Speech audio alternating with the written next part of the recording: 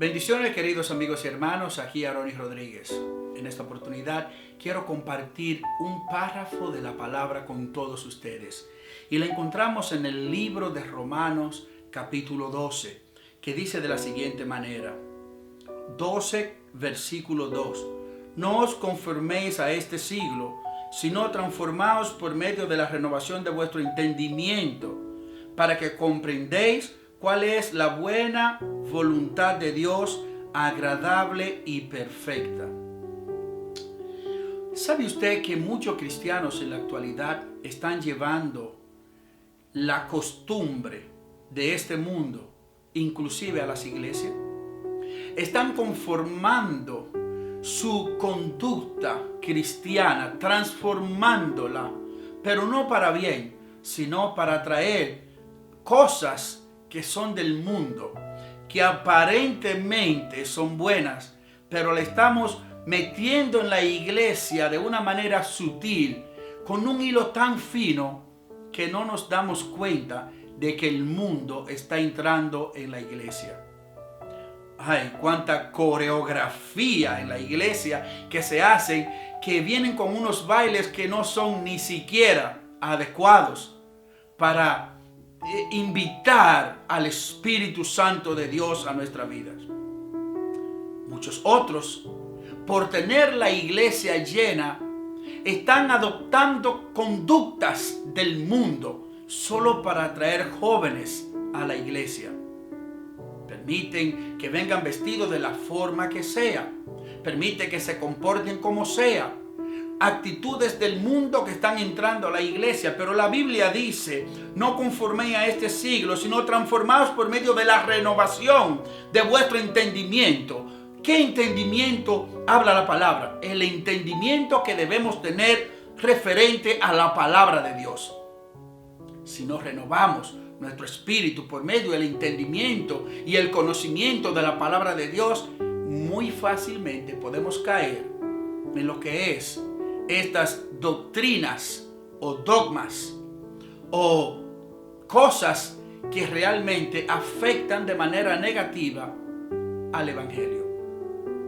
Hay muchos que andan diciéndose o llamándose cristianos, pero su fruto de arrepentimiento no son visibles.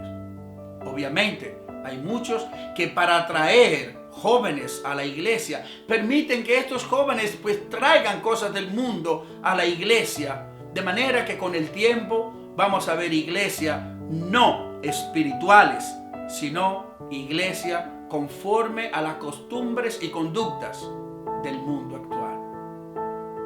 Y es que para ganarnos a los jóvenes, la única cosa que hace diferencia es la palabra de Dios.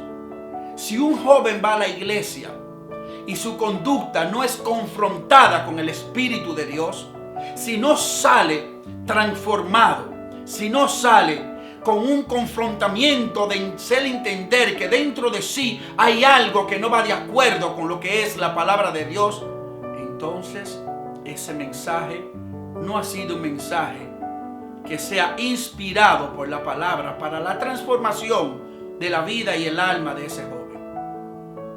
Y es que queremos ganarlo a toda costa. Queremos tener la iglesia llena de personas, aunque no esté lleno del Espíritu Santo. Queremos tener todos los asientos llenos en la iglesia, aunque simplemente estén todos sentados como espectadores de la palabra, pero que no haya una transformación firme y total que haga transformar la conducta de ese joven. Por gracia de Dios tenemos la palabra, y en la palabra tenemos todos los recursos necesarios para poder contrarrestar la tendencia a vivir una vida en pecado. Pero ¿qué diferencia podemos encontrar si todo lo que vemos en el mundo lo vamos a ver en la iglesia? Aquellos que no han venido siendo personas que no dan una demostración de un cambio total en su vida, aquellos que no han venido a la iglesia van a decir que no hay diferencia. La Biblia dice: de modo si alguno está en Cristo, nueva criatura es. las cosas viejas pasaron, es aquí, todas son hechas nuevas. Debemos mostrar un carácter diferente. Debemos mostrar una transformación en nuestra vida. Y que lo que hacía antes, ya no lo hago. Y como me comportaba antes, ya no me comporto. Pero estamos jóvenes, mirando jóvenes en la iglesia llenos de aretes, que se hacen tatuajes con imágenes de Cristo, que se hacen crucifijos con tatuajes en el cuerpo, cuando la Biblia dice en el libro de Levítico capítulo 28, creo, que no debemos marcar nuestro cuerpo. Vienen vestidos a la iglesia de forma indecorosa, jóvenes, niñas que dicen llamarse cristiana con una vestidura atractivo a los ojos carnales de aquellos que no se han convertido, pero que sí están visitando la iglesia. Y usted como líder, diácono, pastor, pastora, debe llamarlo aparte, como dice la Biblia, y enseñarle buena doctrina de conductas y comportamientos cristianos. Voy a leerle de nuevo donde dice: no os conforméis a este siglo. Cuando muchos de nosotros estamos conformándonos a este siglo, viviendo conductas de este siglo, comportándonos como este siglo, cuando la palabra de Dios no cambia nunca. Aleluya. Oiga lo que dice aquí: sino transformados por medio de la renovación de vuestro entendimiento, con que comprobéis cuál es la buena voluntad de Dios, agradable y perfecta. Ahora pregúntate, ¿cuál es la voluntad de Dios para tu vida? ¿Que siga comportándote del mismo modo? ¿Que siga vistiéndote del mismo modo? ¿Que siga hablando del mismo modo? ¿O tal vez reuniéndote con las mismas personas que te reunías antes? Y no estoy diciendo que no puedes compartir con ellos para hablarle de Dios, sino que a veces para seguir el evangelio hay que dejar a algunas personas detrás, hablarle, pero cambiar de junta, porque una vez te vas a convertir a igual que ellos. Fuimos llamados a ser diferentes, a implantar una diferencia en el mundo, de que ya no somos iguales. Estos son los deberes del cristiano, dice la palabra. Dice aquí: en lo que requiere diligencia, no perezosos, ferviente en espíritu, aleluya, sirviendo al Señor, gozosos en la esperanza, sufrido en la tribulación, constante en la oración. Cuando dejamos de orar, vamos a cambiar muchas cosas. Cuando dejamos de orar, vamos a hablar igual como hablábamos antes.